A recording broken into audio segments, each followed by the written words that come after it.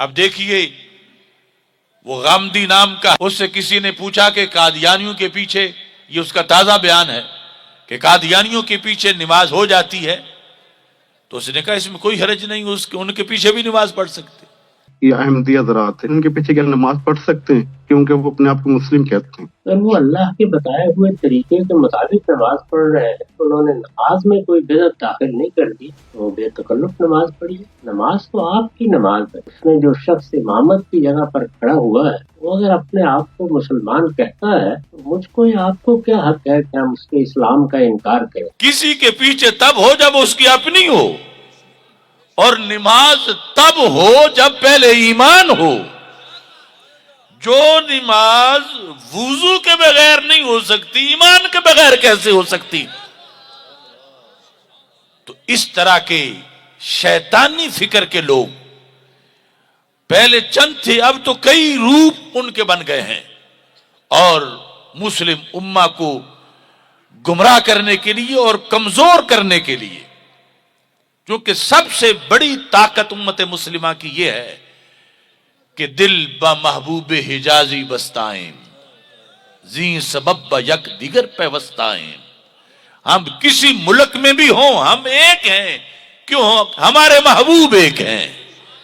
اور جو ان سے وابستہ ہے وہ کوئی بھی ہو، شرقی ہو، غربی ہو، عربی ہو، عجمی ہو، گورا ہو، کالا ہو، امیر ہو، غریب ہو، ہم سب ایک ہیں بشرطے کہ دل با محبوب حجازی بستائیں۔ تو اس بنیاد پر سید عالم نور مجسم شفیع معظم صلی اللہ علیہ وسلم کا عشق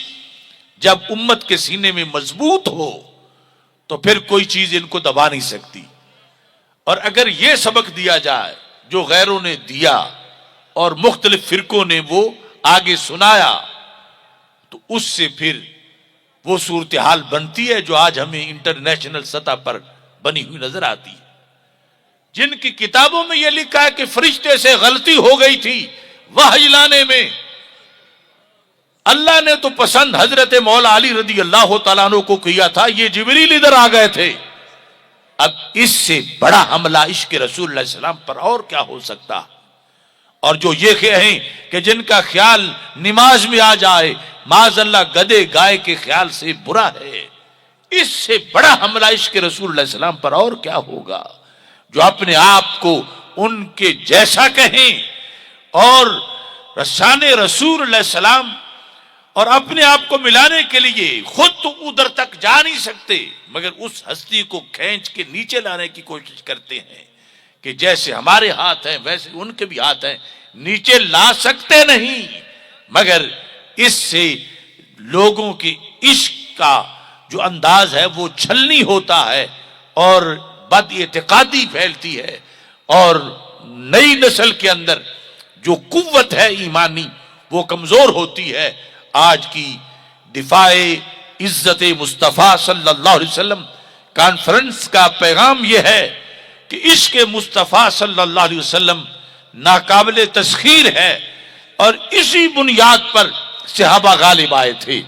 اسی بنیاد پر اسلام شرق و غرب میں پہنچا تھا۔ یہی وہ قوت ہے کہ جس کے مقابلے کے لیے کوئی ٹیکنالوجی آج تک بنی ہی نہیں ہے، یہ وہ قوت ہے جس کے سامنے کوئی ٹینک، کوئی تلوار، کوئی میزائل، کوئی اس پر غالب نہیں آ سکتا، اور اس کے لیے عقیدہ سلامت ہونا ضروری ہے، اور اس عقیدے کی اذان اہل سنت و جماعت کی طرف سے مسلسل دی جا رہی ہے۔ رب ذوالجلال ہمیں ہمیشہ اس محاذ پر آگے بڑھنے کی توفیق عطا فرمائے۔